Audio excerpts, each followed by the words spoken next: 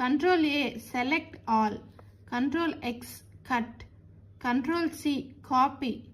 Control V, paste. Control P, print window.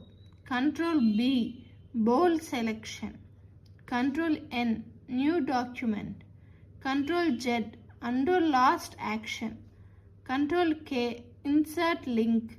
Control U, underline. Control F, open find box.